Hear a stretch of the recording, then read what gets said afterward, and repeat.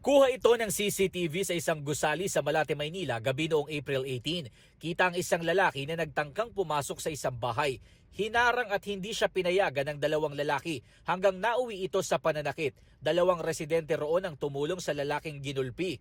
Maya-maya, tumayo at umalis na ang lalaki. Ayon sa barangay, ang lalaking nagulpi, sospek raw sa tangkang pagpatay sa isang tenant ng bahay kung saan niya tinangkang pumasok. Ang pumigil sa lalaking makapasok, landlord umano ng bahay at kanyang anak. Kinabukasan, nagpunta raw sa pulis ang lalaking binugbog. Na ang kwento niya is binugbog siya doon sa lugar ng Barangay 738. Hindi naman siya magrereklamo. Ang gusto niya lang makuha yung documents and cellphone niya.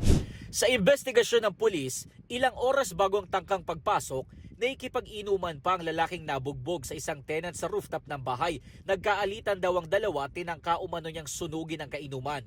Is nag-inuman sila, then ang nangyari, mayroon silang parang commotion, tapos bigla siyang sinilaban. Dito sa rooftop nag-inuman ang biktima at suspect. Dito sa mismong duyan nakahiga noon ng biktima nang bigla siyang binuhusan ng alkohol ng suspect at saka sinilaban bago tumakas.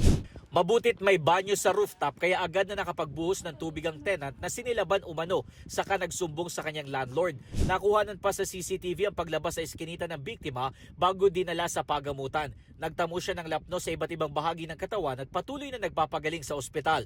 Iniinda naman ng landlord ang pamamaga ng panga at pananakit ng katawan mula sa dalawang lalaking nakialam umano at tumulong sa lalaking ayaw nilang papasukin. Desidido raw siyang sampahan sila ng reklamo. Binatan ako. Sabi ko, kung makialam dito, problema namin to kasi arson ka ako, sinunog yung ano. Hindi niya alam kung anong pangyayari dito sa bahay. Sinusubukan pa namin sila kuhanan ng panig pati ang suspect sa panununog na ngayon nasa kustodiya na ng Manila Police District. Naharap siya sa reklamong frustrated murder. Ito ang unang balita. Jomer Apresto, GMA News. Pero pinagbawalan niya siya. May violation na po siya.